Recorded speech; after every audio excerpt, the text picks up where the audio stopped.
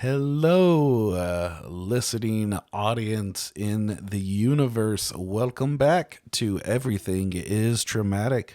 This episode, we're going to talk about stand up comedy. Jeff mentioned some Kill Tony and some of his favorite comedians. And we just talk about how like laughter is a good way to get some of these emotions out. We touch on like the importance of getting rest and how that's a difficult thing. So, everyone, sit back, relax, get into your safe spaces, get your emotionally supportive blankets, emotionally supportive blankets, and listen up. Listen up to episode number 55 of Everything is Traumatic.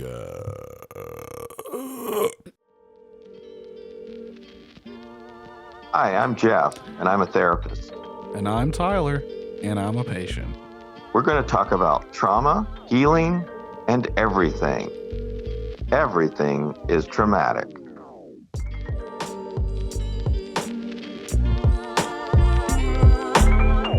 Struggled with mental health issues her entire life. And so she still is making choices, but it's harder for her because some of that stuff is not in her control. Yeah. Some of it is. I mean, her choices, her political choices, but some of the erraticness of her life that people make fun of is her mental health issues. And so I think it's important to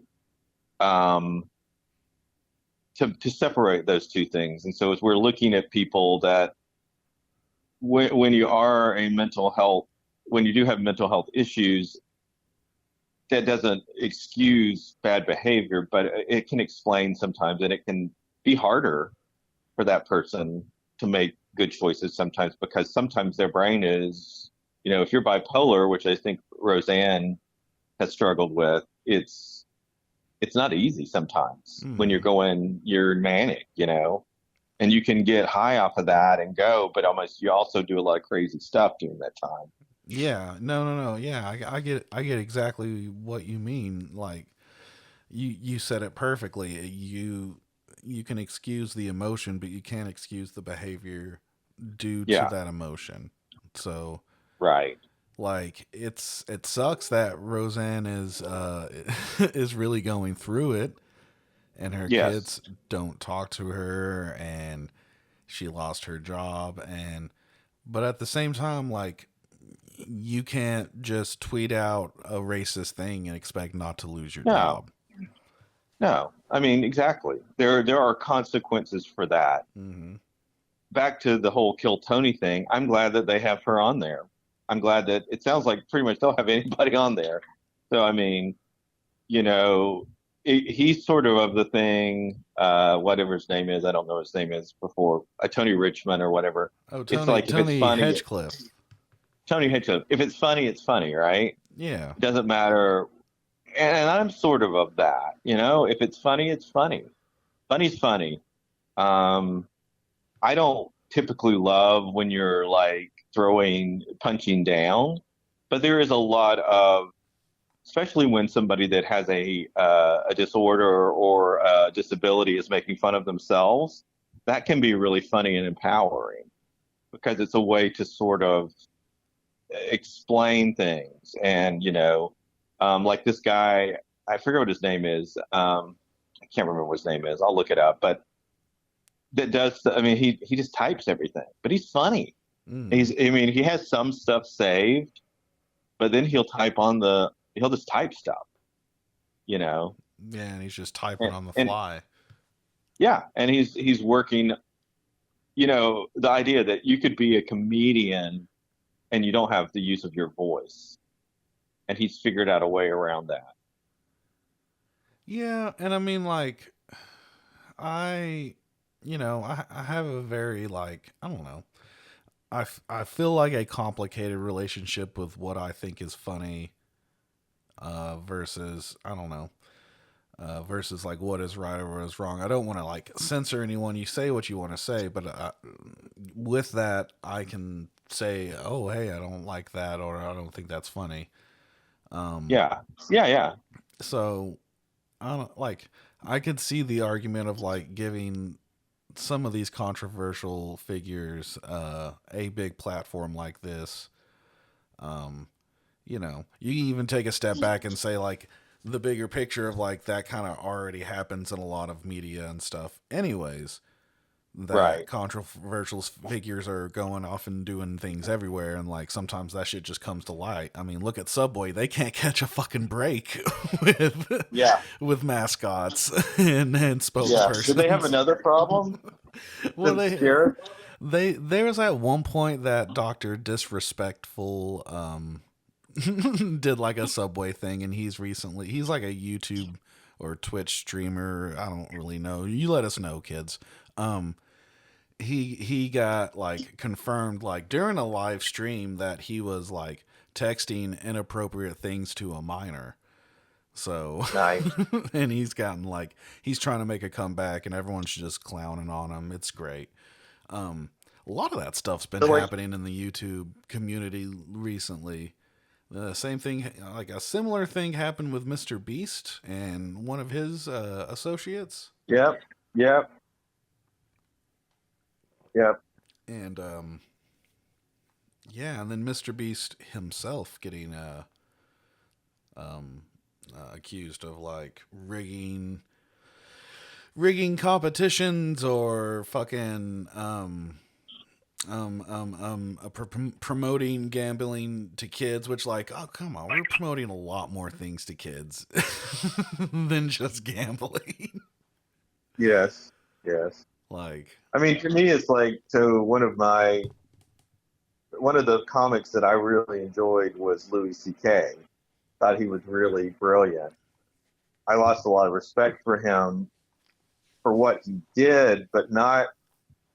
I mean, people do shit, and what he did was wrong.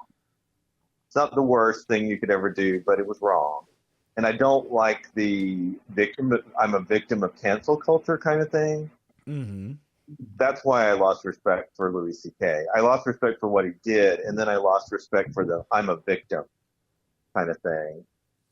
When the person that is the victimizer becomes the victim, that's when I lose respect. But is he Yeah. funny? I think he's funny. Um, I never thought Bill Cosby was funny, but I mean, it was just a different era. Yeah, I just it's a we're not questioning if they're funny.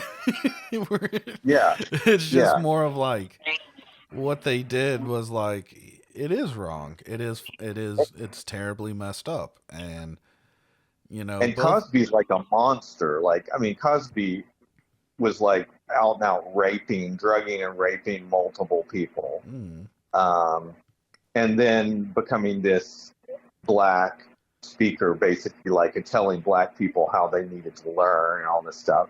Louis C.K. did some stuff too. It's mm. not as bad as what Cosby did, but it's still bad. And it's about using power and control, and it's about manipulating people. So um, I don't know. I mean, it's like, can you like the art of somebody that's horrible? Picasso wasn't a great guy. Yes, this is true. Picasso. I mean, He just wasn't. Jonathan Richman has a whole song about how Pablo Picasso's an asshole, but I mean, Picasso's early work was extremely funny, but I felt like his later work was not as funny. When we're talking comedy, on mhm. stage when he was painting, it wasn't quite as funny as his earlier painting work on stage for laughs. Is that wait? Was that really a thing of Picasso's? Like he'd get on stage and paint, and like it was stand up, like he's just slowly I, drawing an abstract dick I or something. I don't think so. I think I was trying to make a joke Oh, there, but I was here for it. I loved it. I mean, he's just standing on stage, just like, so who hates marriage, right? My who wife. hates bitches? Bitches. I hate bitches. Bitches deserve to be cut into pieces. So And I'm going to draw a picture of that. So Jeff, my like line of thought, like since we're on like I guess this subject, is do you think there's a correlation or connection to say being creative and like suffering from mental disease? Like, do you have to have a mental disease to be truly creative, or I feel like there is so much. I feel like a lot of entertainers struggle with low self-esteem, with depression, mm, with feelings of worthlessness. Um, a lot of comedy, I think, comes from anger or frustration or angst or self-loathing. Um, and I think there's something about it's like being president. If you are that, you have to be a little bit of a narcissist to think you deserve to be in front of crowds of people that pay you money. But yeah, mm-hmm. I feel like a lot of mental health issues, people compensate for those with entertainment or art.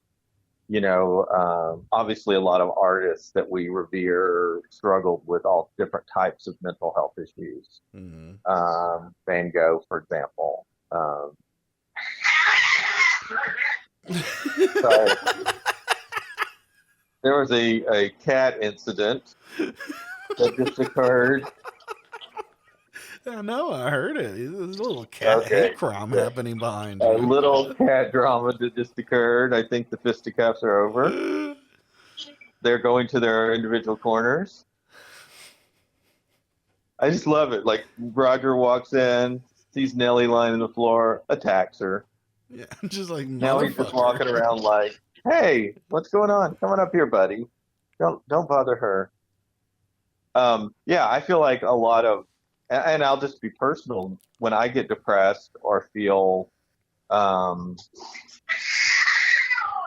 sorry, Oh no! And there's some more. Let me step in and I'm going to become involved in this. yeah, yeah. Hold on. Yeah. Hey, Oh hey, god. hey, Well, hey. Yeah, sorry. don't be. I've done.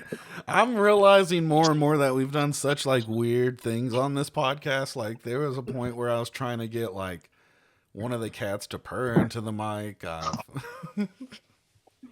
And so nobody will ever know if this was a Andy Kaufman moment or it really happened. I don't know. I mean, if it, I'm on this like on this other end, like it sounded real to me. Yeah, but I mean, You could have a whatever, soundboard. whatever we need to do to get viewers. Yeah, Um, no, I exactly. truly, when I'm depressed, if I can be creative, it feels better. Because I feel like one of the things about my depression is that I don't do anything, and I feel useless, and I feel like I'm wasting time. So if I can be creative, I feel like I've accomplished something. And so I feel like a lot of people deal with their mental health issues or their life issues through comedy or creativity. Yeah, it's And that definitely helps yeah. them to feel better. Oh yeah.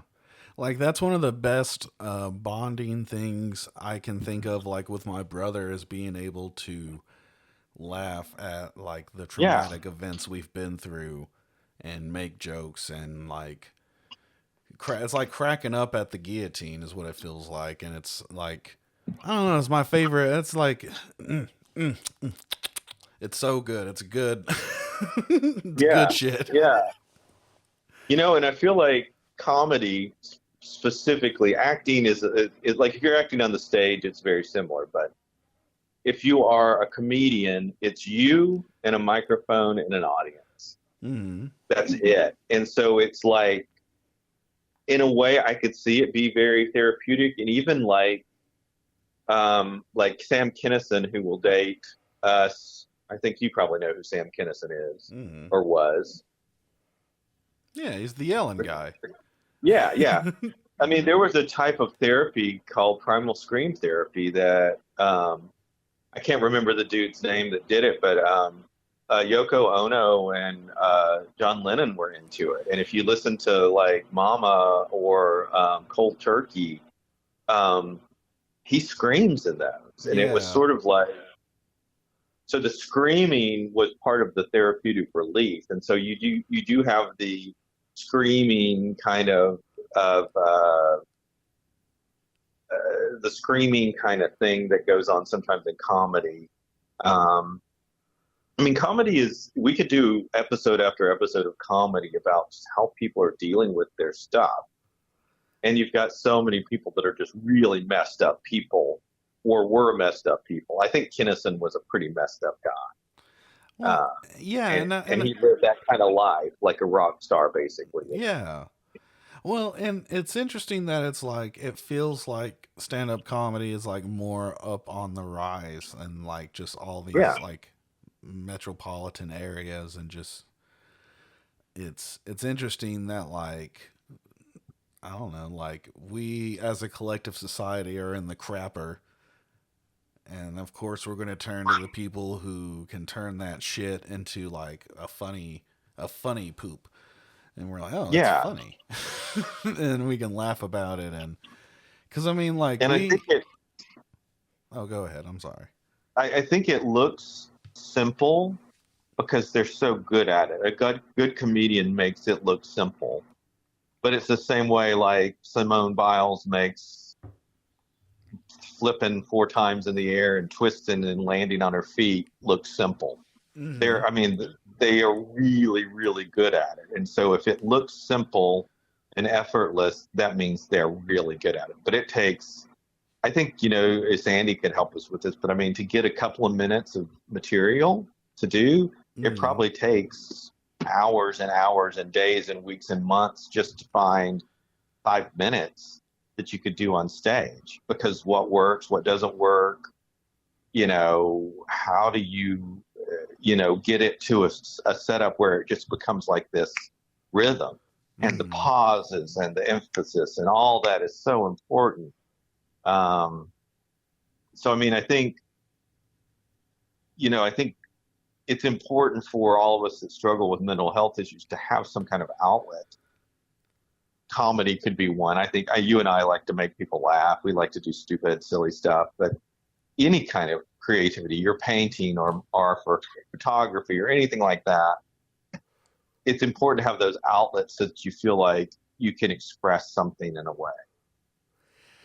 Yeah. And one of the things that I find myself doing a lot is even with being on Prozac is still like beating myself up for not being as creative as I'd like to be. Like, it feels like Yeah. it's been forever since I've painted. It feels like I haven't done anything creative in a long time, but like I know that's not true and I know life happens, but I just feel like I'm spinning my wheels in this like tire or I'm sorry, I'm spinning my Yeah. wheel in mud. Yeah. I And got then I like think I think what happens is when we're dealing with depression or anxiety or whatever it is, mental health issues we have, when we don't do anything, which what might be actually what we need, because we're working, we're doing things, we have partners, we have other responsibilities, we feel guilty that we're not doing anything, and then that digs us deeper instead of realizing that not doing something is doing something. It's resting. It's letting our brains, you know, rest and our bodies rest. And so giving ourselves permission to, that's okay.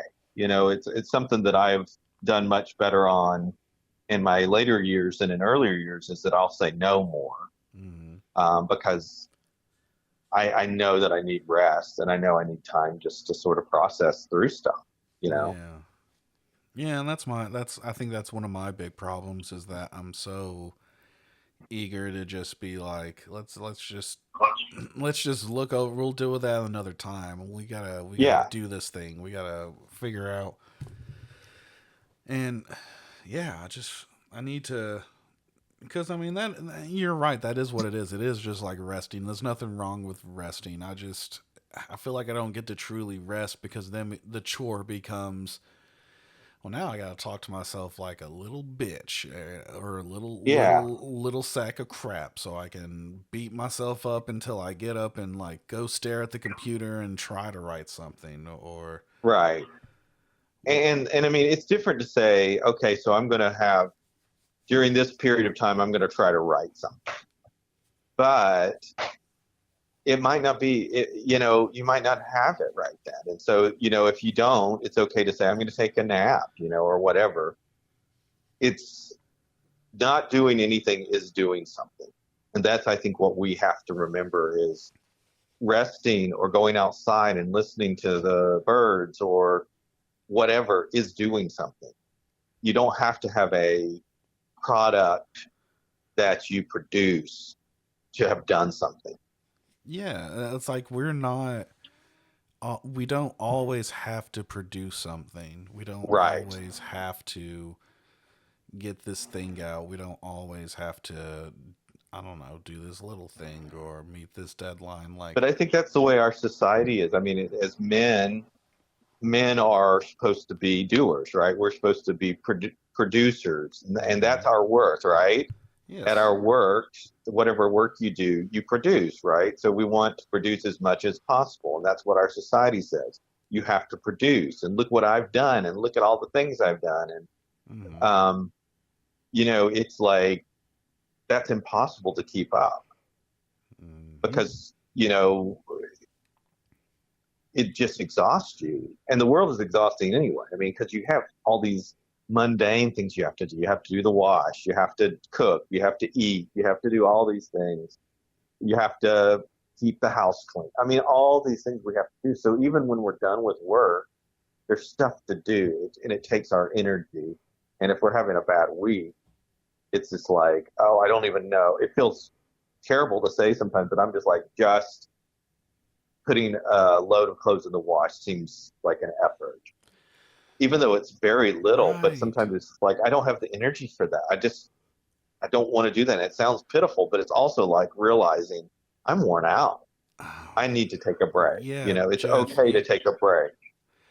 Here's the thing, man. You're speaking to my soul because here recently, and I hate this, I've been getting like very upset with like maintaining and trying to clean the house with Sandy.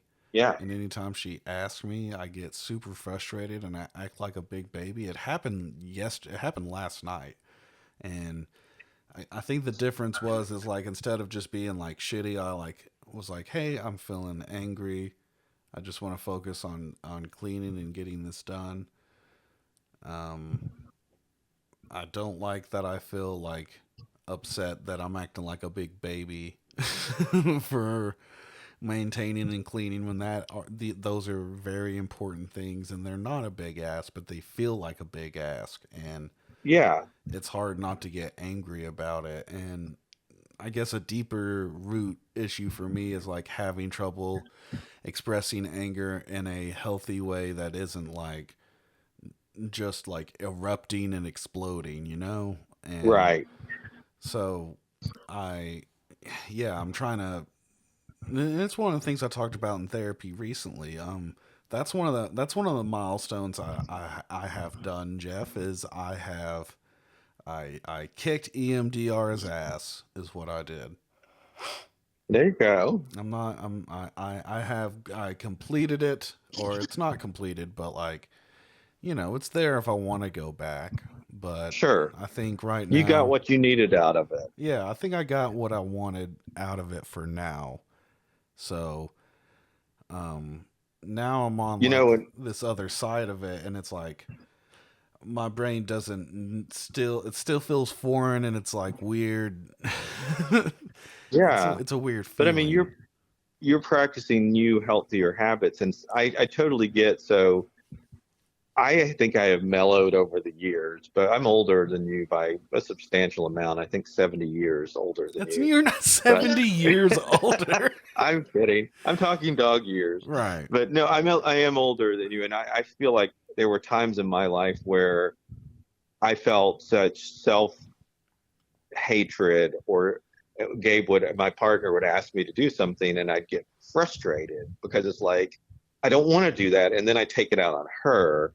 And really, it's about my self-loathing, about me. And so Mm. I think that those are things that, as men too, we have these roles we're supposed to fill, and sometimes we get confused or angry. And so a lot of that is about ourselves, but it comes out of the people we love.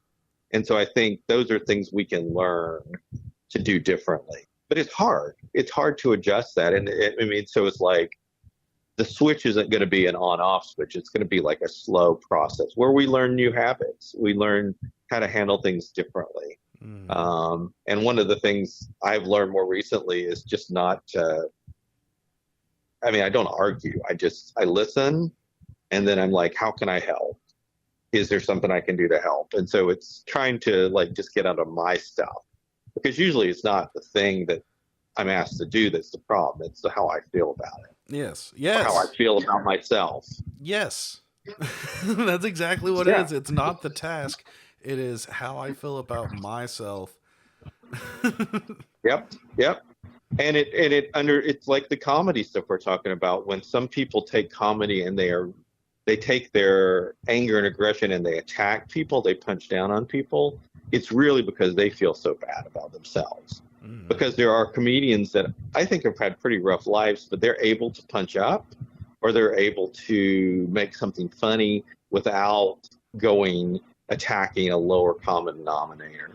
And so there's a guy named Anthony Jeselnik. I don't know if you know him. Yeah, I love Anthony Jeselnik.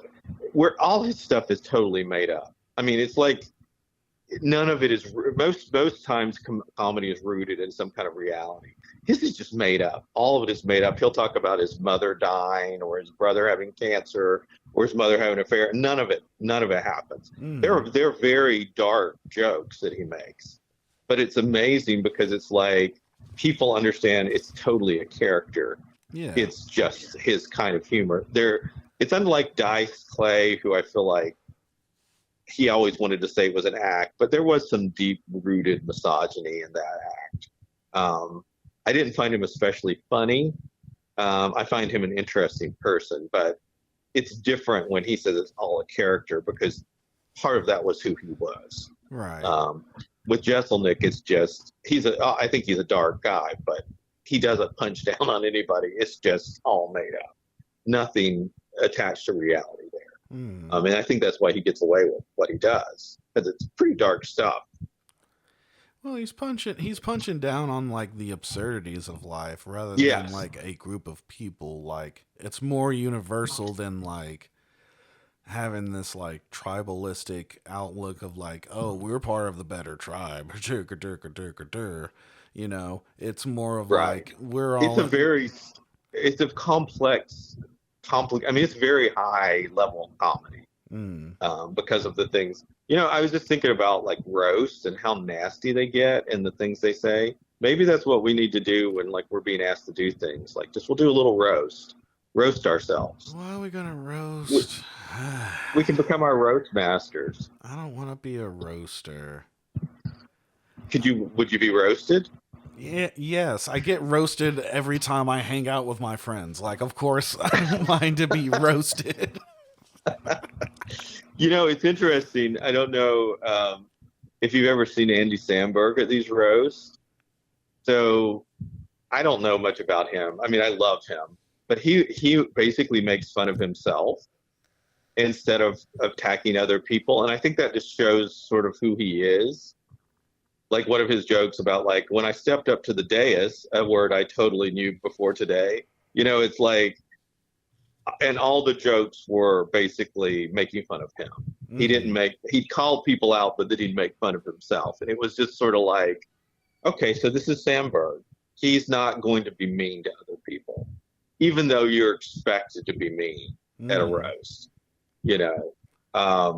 And so it's interesting. I mean, I think people bring out sort of who they are in their jobs or in their life, their comedy, whatever. There is some truth being spoken there.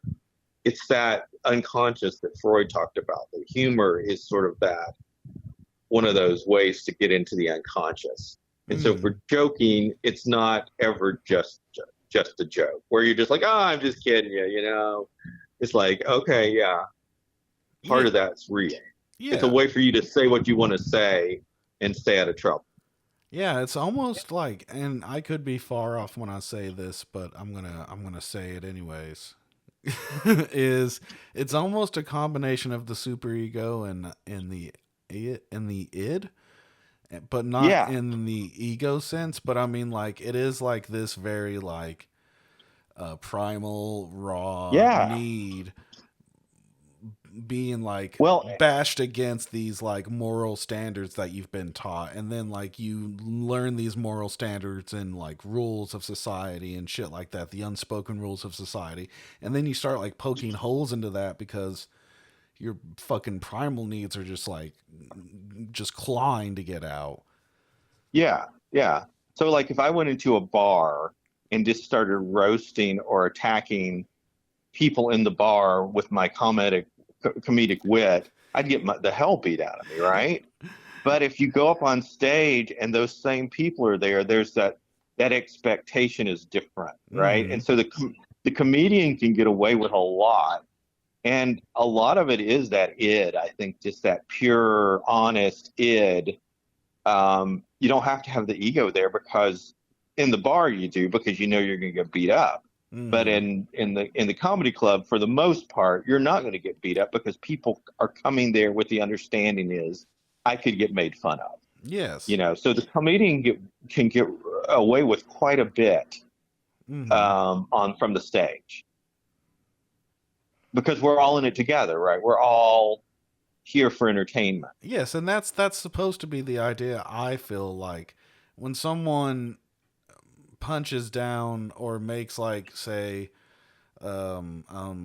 not like a racist joke, but like a joke about black people or a joke about another race of people. But it is supposed to, I feel, supposed to be with like the nudge of like, nudging because like this stereotype is made by society, and therefore Right, right, I'm taking it to a ridiculous extreme for the sake of comedy. For that, I don't right. know. Um, I know that like Dave Chappelle has gotten a lot of flack lately, and I feel like the comedy that he's gotten more flack from, I have found less funny than some of his earlier work. I feel like some of his earlier specials are just like him weaving amazing stories and comedy and tying it all together with a brilliant kind of brush hmm. because he has this style of just talking, you know, and it feels like he's just talking to you. I feel like I still consider him a very funny guy and a genius comedian. I just Hmm. feel like some of his later jokes have not been as funny. And it's not, I've not been offended by them. Of course, I'm not of the target groups that he's been attacking, but I just don't, I feel like they're lazier. It's just too easy. Um, and so I think that it's okay to criticize him. It doesn't mean he's not a good comedian. You can criticize and say, this stuff is not as funny as some of your stuff. This is like a rock album, right? You Well, know, it's like Let It Be is better album than I don't know. I mean, we can, you know, but we can criticize an artist like that and get away with it. It's easy. Like this rock album is better than that. But when you start going at a comedian, they're like, "Oh, you just don't have a sense of humor."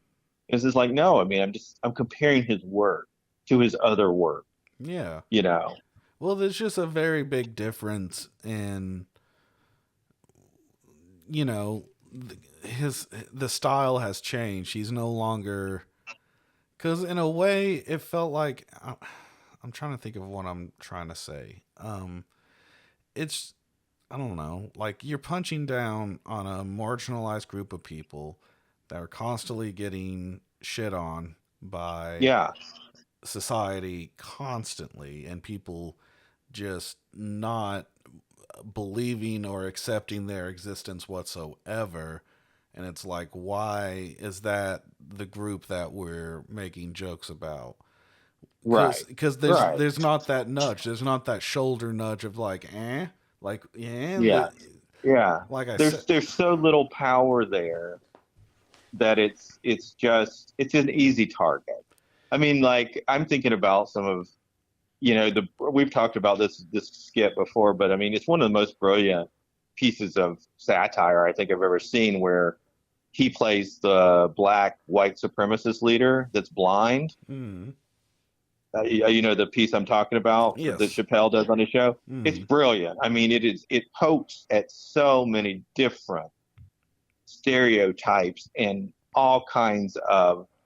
I mean, it's so smart, but it's also pretty edgy, what he does with that. And so it's just like that's something that is really attacking a lot of different people and a lot of different issues. And it's funny too. I mean, it's just so amazing. And it's just like, I guess people sometimes they get rid of their material. I'd watch him do a show. It's just that why are we picking this group? It's just Right. too easy. Compare that to like his material now. It's like Yes. Yes.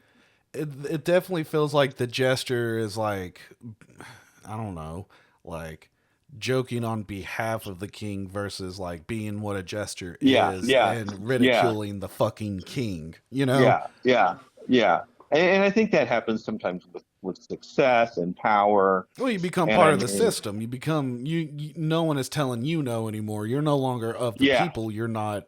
You're above the people. You are treated differently. You get more privileges. You have money to flaunt and stuff. And then you get on your own podcast and you say it's your fault that you're fucking poor. And then it's like, what? yeah, yeah, yeah. What?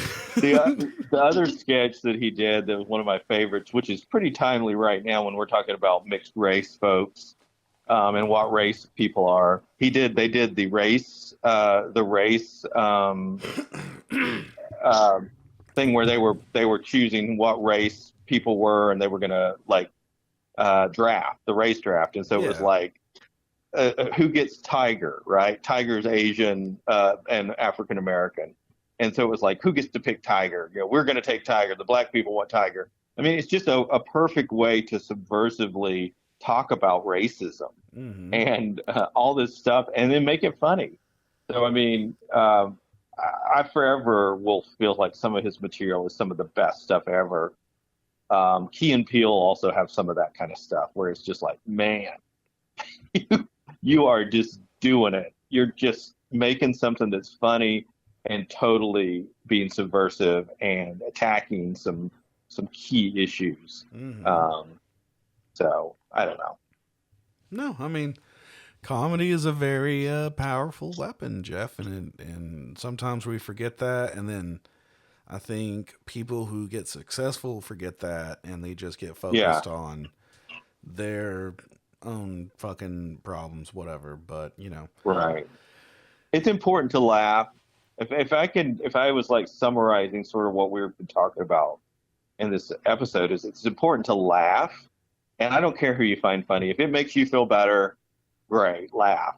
Laughter is important, but also it's important to take care of ourselves, and it's important to realize that it's okay for us to do nothing, and that is something, and that when we feel a therapist told me this one time, when we feel like anger towards somebody else, we should look at ourselves, see what it is. What is it about ourselves that is making us angry? Maybe they're really doing something that makes us angry, or mm, maybe they're just pushing a button, and that we need to examine why did that make us so angry.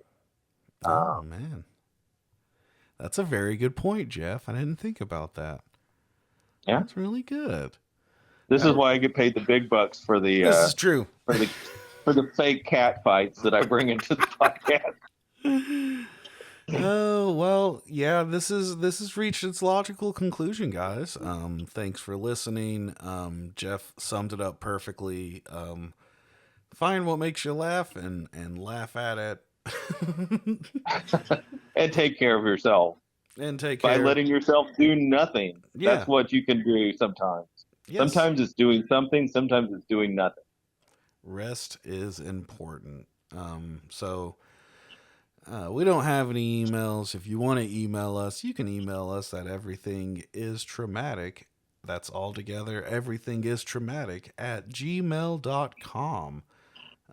Write us in, let us know what we can do. Share with us what you think is traumatic, and we'll read it on the air, maybe or not. Who knows? But Who knows? this has been all of Anything could us. happen. Yeah, anything can happen. Anything can happen. This has been all of us here at Everything is Traumatic. I'm Tyler. And I'm Jeff. And as always, please take care of yourself.